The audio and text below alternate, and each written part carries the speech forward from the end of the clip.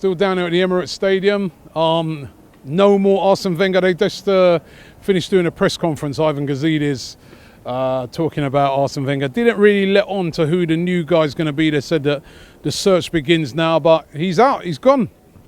Bruh, just like I said earlier, I was shocked to my bone marrows when I heard that news, because I was on the train. I was coming to London for something else, and I heard that news, and the only things that ran through my head was this same man that has been subject to abuse, subject to praise, this same man that people love and hate, this same man that causes so much media frenzy, this same man that's, the press considers as the most media-savvy manager because, the way he speaks and all that. This same man that has got a thick skin, because that's one thing I've learned from him. You really have to have a thick skin to be Arsene Wenger. Honestly speaking, it's going to be a different world without him. The truth about the matter is, he split the world into two, the world of Arsenal fans into two, love and hate. And it's also created a situation whereby this is probably the saddest day in football or probably the happiest day for some people. I'm not going to say much about this because, honestly, I'm still trying to recover from the fact that the same man that, before I became an Arsenal fan, I actually thought he owned Arsenal because of his name, Arsene and Arsenal, to be honest with you. People will say, yes, I'm one of these guys that always try to support him, but the honest truth is, I think this is now time for all of us to come together. Whether you're Wenger... Is it the right thing for him to go today? I think it's the right thing. I think it's the right thing. And the reason I say this is, you cannot, first and foremost, you cannot sack the owner. That's number one. You can't sack 20, 25 players. That's number two. The only person that is meant to leave is the manager. And I watched a bit of that conference, and there was a time that they were asking Gazidis if he felt, if he felt that this was the right thing to actually do, and he didn't really want to answer that question. And he said he wants to keep everything private. But in my mind... For you, does that sort of sound... Because I heard that bit as well. Yeah. And does that sort of make you feel that he was pushed? That it wasn't really strictly his decision, that maybe they said to him, yo, Arsene, listen, we respect you and everything, but you really got to go now.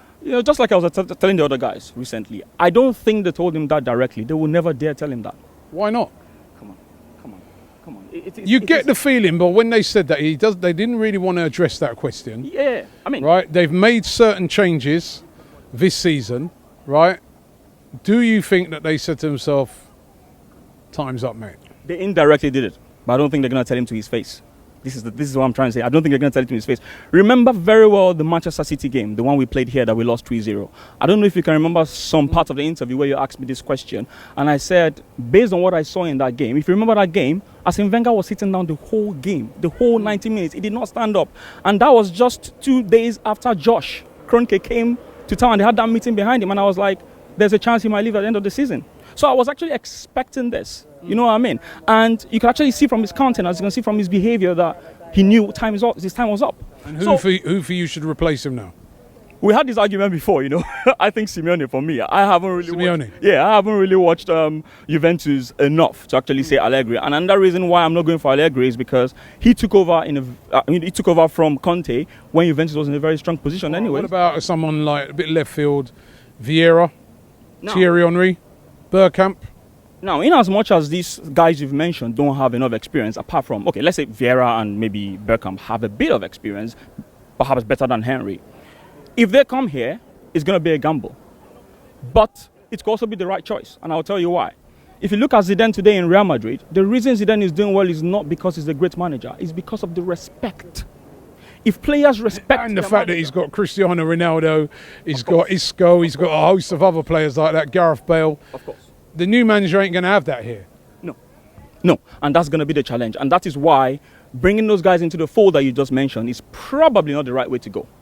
The best thing to do is to bring a top manager in. But guess what? A top manager might not even necessarily do, the job for us. If you remember Van Gaal. Van Gaal came to Manchester United, you saw what happened to him. So right now, we can say all we want.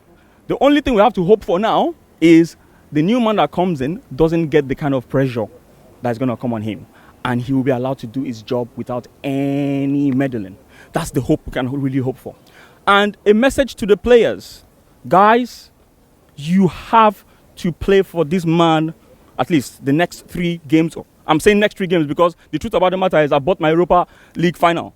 You think I'm joking? I have bought it. I don't even know where I'll have showed you guys, but I've bought my Europa because I actually believe in you guys. So you guys have to prove to this man that he's going to have a befitting send-off. And that's my message to you guys. And for the fans, Wenger in, Wenger out, support these guys till the end of the season. It's very, very important, okay? Thank you very much. Exciting news. There's a brand new show called A Real Football Fan Show coming to Channel 4 every Thursday after that till the end of the season. It's going to be broadcast at midnight and you've got to check it out. It's going to feature fans from all around the Premier League. So make sure you check it out. Hosted by myself, Robbie.